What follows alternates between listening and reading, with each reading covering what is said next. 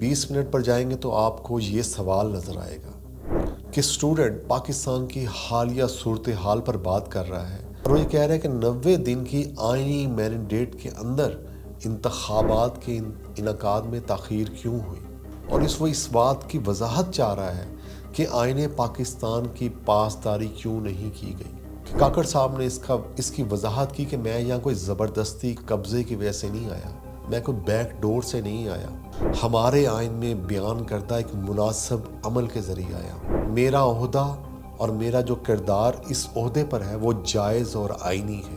اب پنجاب اور KPK میں تاخیر سے ہونے والے انتخابات کے حوالے سے ہمارا آئین آرٹیکل 254 کے ذریعے سمجھاتا ہے کہ بعض اوقات غیر متوقع حالات کی وجہ سے بعض اقدامات میں تاخیر ہو سکتی ہے۔ یہ آرٹیکل اس بات کو یقینی بناتا ہے کہ تاخیر جیسا کہ انتخابات میں ہو گئی ہے، اس کا مطلب یہ نہیں ہے کہ ہم غیر آئینی طور پہ کام کر رہے ہیں۔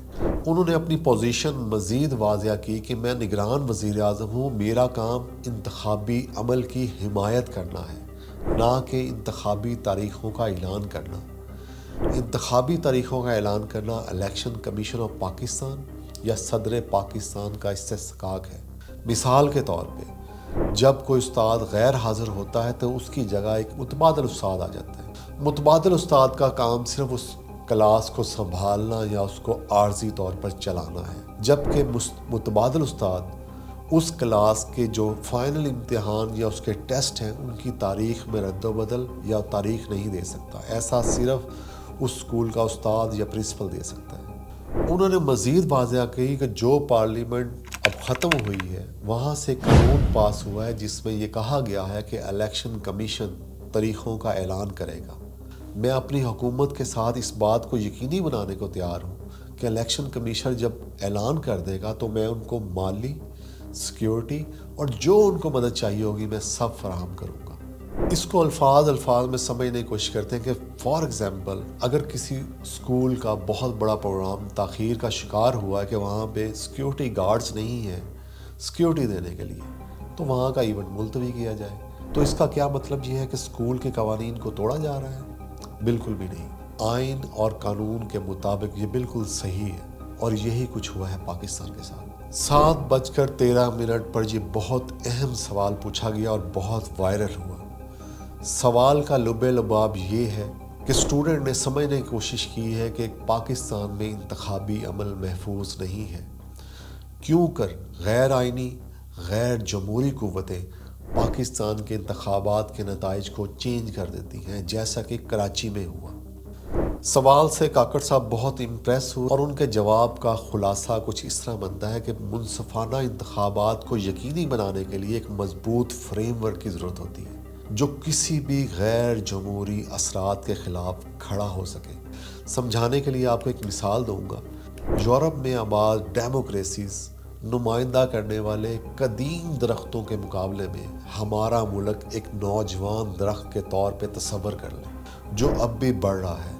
قدیم درختوں کو مضبوط ہونے میں صدیاں لگیں، جبکہ ہمارا درخت ابھی تک اپنی جڑیں تلاش کر رہا ہے۔ ایک مضبوط اور جمہوری عمل کے لیے جس طرح ایک درخت کو مضبوط جڑوں کی ضرورت ہوتی ہے، ایسے ہی مضبوط قوانین، اصولوں کی ضرورت ہوتی ہے جو کہ ہر کسی کے لیے منصفانہ ہو، جو کسی بھی سیاسی جماعت کو فیور نہ کرے۔ کراچی کی حالیہ انتخابات کا جو ذکر کیا اس میں پارٹیوں کا ایک مرکب اقتدار میں آیا، جس سے ظاہر ہوتا ہے کہ ہمارا انتخابی عمل کچھ بھی نتائج دے سکتا ہے۔ تاہم یہ یقینی بنانے کے لیے کہ نتائج منصفانہ ہوں، کسی بھی بیرونی اثر سے پاک ہوں، تو نگران حکومت الیکشن کمیشن کو مضبوط بنائے گی، واضح انتخابی قوانین کو یقینی بنائے گی، انتخابی عمل میں شفافیت کو فروغ دینے پر کام کرے گی۔ انہوں نے اس کی ایک ایگزامپل دی کہ مثال کے طور پہ ہم ووٹر رجسٹریشن کو بہتر بنا سکتے ہیں۔ اس بات کو یقینی بنائیں گے کہ ووٹنگ کے عمل کو سمجھنا اور اس پر عمل کرنا نہایت آسان ہو، اور اس بات کو یقینی بنائیں گے کہ انتخابی نتائج درست اور فوری رپورٹ کیے جائیں۔ اور انہوں نے بہت ہی اعلیٰ مثال دے کے سمجھایا کہ طویل مدتی انتخابی عمل کو بہتر بنانے کے لیے لوگوں کو،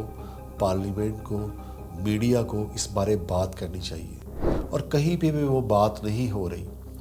اگر ہم کسی بھی قانون کو، کسی بھی چیز کو پارلیمنٹ میڈیا میں ڈسکس کریں گے تبھی اس پہ بہتر کام کر سکیں گے، تبھی اس کو مضبوط بنا سکیں گے۔ کوشچن نمبر 3 شروع ہوتا ہے 21 منٹ اور 7 سیکنڈ۔ اس میں جو طالب علم کا بیسکلی مقصد تھا وہ یہ تھا کہ ہمیں آزادی رائے کا اظہار حاصل نہیں ہے، خاص طور پہ چھوٹے شہروں اور بڑے شہروں کا، بڑے اداروں کا اور چھوٹے اداروں کا، یا لمز کے مقابلے دوسرے اداروں کا، جہاں پہ لوگ جو اسٹوڈنٹس ہیں، جو نوجوان ہیں، وہ آزادی سے بات نہیں کر سکتے اور آزادی اظہار رائے کا مکمل اختیار حاصل نہیں ہے۔ تو پی ایم کا جو جواب تھا اس کا انالیسس یہ بنتا ہے کہ انہوں نے اس بات کو سراہا کہ وہ اسٹوڈنٹ جو ہے وہ دوسروں کے بارے فکر مند ہے، لیکن انہوں نے اپنی مثال پیش کی۔ سب سے پہلے انہوں نے بتایا کہ میں بلوچستان کے چھوٹے سے شہر سے تعلق رکھتا تھا، پرائیویٹ میں نے حاصل کی تعلیم، بلوچستان یونیورسٹی سے میں پڑھا، لیکن میں نے شدید محنت کی، بہت محنت کے ساتھ میں بڑے اداروں میں بھی گیا، میں آگے بڑھا اور میں نے ان چیلنجز کو قبول کیا اور میں نے ان کو سولو کیا اور آپ کے سامنے بیٹھا ہوں۔ دوسرا انہوں نے بتایا کہ سوشل کانٹیکٹ اور لا اینڈ آرڈر کے بارے آپ کو سمجھنا چاہیے کہ یہ ملک ایک گھر ہے، اس گھر میں ہر کسی کو کچھ نہ کچھ آزادی حاصل ہے اپنی بات کہنے کی، سمجھانے کی، بتانے کی، لیکن اس کے قوانین بھی ہیں جس سے یہ ہے کہ ہر کوئی محفوظ ہو، ہر کسی کی عزت محفوظ ہو۔ اگر ہم اس کو کھلا چھوڑ دیں گے، مثلا کرکٹ کے کھیل میں اگر کوئی بڑی ٹیم کہتی ہے کہ بھئی میرے اپنے اصول ہیں، تو وہ کھیل نہیں چل سکے گا۔ تو اس لیے جو منصفانہ طریقہ کار ہے کہ سب کو آزادی رائے ضرور حاصل ہونی چاہیے، لیکن اس کا وہ ناجائز فائدہ نہ اٹھائیں یا اس کا غلط فائدہ نہ اٹھائیں۔ اور ہمارے ملک کے قوانین ایسے ہیں کہ وہ چیزوں کو منظم رکھنے میں مدد دیتے ہیں تاکہ ہر کسی کو بولنے کا موقع ملے، آگے بڑھنے کا موقع ملے۔ قوانین کھیل میں ہیں، قوانین ہر جگہ ہیں، اور یہ قوانین ہی آپ کی حفاظت کے لیے بنائے گئے ہیں۔ اور یہ بھی بالکل صحیح ہے کہ آزادی رائے کی اظہار کی آزادی سب کے لیے ہونا چاہیے، امتیازی سلوک بالکل نہیں ہونا چاہیے، سب کو آزادانہ بات کرنے کا حق حاصل ہونا چاہیے۔ اور انہوں نے اس سے اتفاق کیا کہ پاکستان میں ہر نوجوان کو، چاہے وہ پنجاب سے ہو، کراچی سے ہو، کہیں سے ہو، ان کو سیکھنے اور اظہار خیال کا موقع ملنا چاہیے۔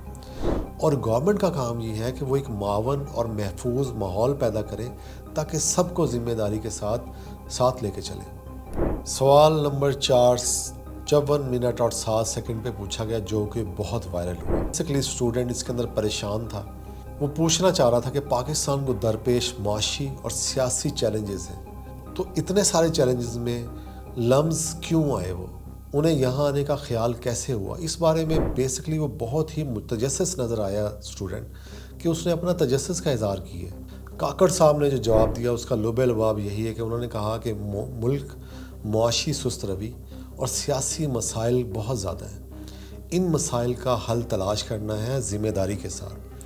تو ان کے ذہن میں یہ آیا کہ مختلف نقطہ نظر کو سمجھنے کے لیے پاکستان کے مختلف حصوں کا دورہ کرنا چاہیے، جن میں ایک لمز بھی ہے، لمز کے علاوہ اور بہت ساری زبردست جگہیں ہیں جیسے جی آئی کی، آئی پی اے اور بھی بہت ساری ہیں، جہاں سے وہ نوجوان لوگوں سے، نوجوان اذہان سے، ذہنوں سے بحث کر سکتے ہیں، ان سے بات کر سکتے ہیں، ان سے مل کر ایک نئے آئیڈیاز اور نئی سوچ ڈیولپ کر سکتے ہیں۔ اس کی مثال ایسے ہی ہو سکتی ہے کہ ہماری قوم کا تصور کریں کہ ایک بہت بڑا جہاز طوفان میں پھنس گیا ہے، اس کو نیویگیٹ کرنے کے لیے، اس کو چلانے کے لیے ہنرمند عملے کی ضرورت ہے۔ اب وہ کہاں سے ملے گا؟ لمز جیسے اداروں سے، لمز، جی آئی کے اور اداروں سے جو انہوں نے ذکر کیا۔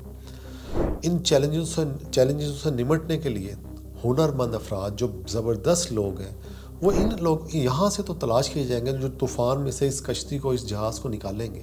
لہٰذا ان کا لمز کا دورہ کرنے کا یہی خاص مقصد تھا کہ وہ اس طوفانوں سے نمٹنے کے لیے پاکستان کی ینگ نسل سے مشاورت کریں، ان سے رابطے کریں، ان سے کچھ سیکھیں اور کچھ جو اپنا ایکسپیرینس ہے ان سے شیئر کریں۔ تو اس کے لیے یہ ادارہ بہت بہترین پلیٹ فارم تھا۔ اب چلتے ہیں لاسٹ سوال، جو کہ تھا آپ 50 منٹ کیوں لیٹ آئے؟ پرائم منسٹر نے اس کی وضاحت بہت اچھے طریقے سے کی۔ پرائم منسٹر نے بتایا کہ وہ پہلے کیبنٹ میٹنگ میں ان کے کچھ ٹائم لگا، اس کے بعد ان کے اساتذہ سے 25 منٹ وہاں لیٹ ہوئے اور باقی 35 منٹ کی انہوں نے ان سے معذرت کر لی۔ تو ان کی معذرت قبول کی جائے، لیکن اس کے پیچھے اصل سائنس یہ ہے کہ جب بچے یہاں سے نکلیں گے اور وہ خود بیوروکریسی میں یا کیبنٹس میں یا اور بڑی جگہ پہ جائیں گے تو ان کو پتہ لگے گا کہ وہاں کا سسٹم بالکل ڈیفرنٹ ہے۔ بچے نے اپنے مطابق بالکل سوال کیا، ان کو یونیورسٹی کالجوں میں یہی بتایا تھا کہ وقت کی پابندی کریں، جاپان کی ایگزامپل دی جاتی ہیں، اس نے اپنے حساب سے بالکل بچوں والا بالکل اپنا سوال کیا، لیکن اصل جو اس کا جواب ہے وہ پرائم منسٹر نے اس کو بالکل صحیح کیا، معذرت بھی کی، اور کرنی بھی چاہیے تھی کیونکہ ہمیں وقت کی پابندی ضرور کرنی چاہیے، لیکن ہم اتنے سخت کیوں ہیں بقول ان کے کہ ہم ایک دوسرے کو 1 منٹ کی بھی معافی دینے کو تیار نہیں۔ ہوپ فلی آپ کو یہ ساری ڈسکشن پسند آئی ہوگی، اس کا پورا انالیسس میں نے کیا، آپ کو پسند ہے۔ اگر کوئی کچھ رہ گیا آپ کومنٹس میں لکھیں، اگر کوئی آپ کے ذہن میں کوئی ٹاپک ہے اس پہ کوئی ریسرچ کی ضرورت ہے وہ لکھیں، انشاءاللہ نیو ویڈیو میں جلد ملیں گے۔ تھینک یو، اللہ حافظ۔